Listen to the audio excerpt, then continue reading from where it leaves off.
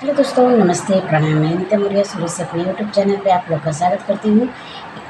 दादी लोग का ज़माने का कजरी गीत है। ध्यान से सुनेंगे तो समझ में आएगा पूरा वीडियो। आज करके सुनना तभी समझ में आएगा।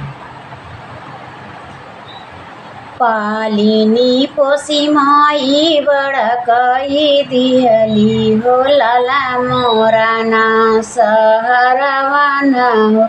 पालिनी पोसी माई बड़कई दिहली हो, लाला हमारा सहरवानु हो।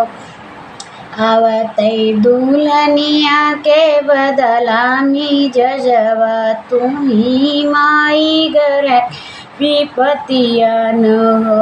आवतई दुल्हनिया के बदल मी जजवा, तू ही माई घर के विपतिया न हो। आजोला माई तू पुन किहलू, आजोला माई तू कुछु ना किहलू। खली तू चलवलू ससनवानु हो। एतना सुनत माई गिरली जमीनिया, उठियो बोलै सुनह बेईमना, उठियो बोलै नाऊ माह तोहा का कोखिया में मैं रखले। दुख सहदे हो तो का जन्म जदियलेन, रत दिन जगी हम तोहा का सोवली।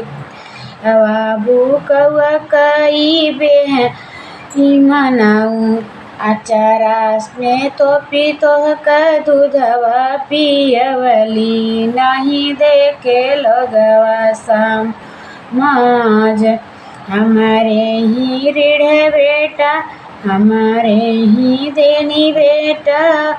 पूरी न हो चाहे करा के तना उधार मावान हो। इतना सुनत बेटा गिरले चरनिया, तू ही हो माई घर कई मालकिनिया न हो। हम ही करब माई तोहर सेवा पनिया, सनवा में तो हरी बहु हरिया न हो। तोहरैया शिष माई बढ़ई पली बरवा, तोहर लग फुलवरियानु हो। पालिनी पोसी माई बड़कई दिहली, लाला हमारा होई सहरवानु हो।